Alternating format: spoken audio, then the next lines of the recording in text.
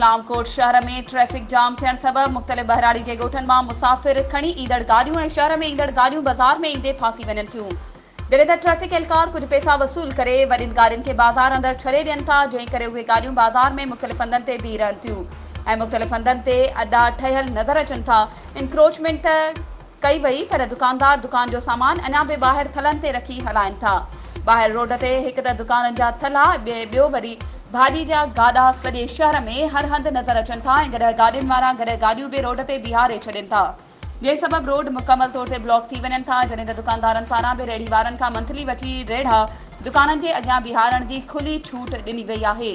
शहर जे दुकानदारनि ऐं ट्रैफिक एहलकारनि जी मिली भगत सां रेढ़ा तोड़े गॾु गाॾा शहर जी मार्केट में दुकाननि जे अॻियां रोड ते बीठल नज़र अचनि था। जॾहिं त इंक्रोचमेंट थी वञण खां पोइ बि ॿीहर साॻे ई नमूने दुकानदारनि छपरा हणी सामान रोडनि ते रखी छॾिया आहिनि।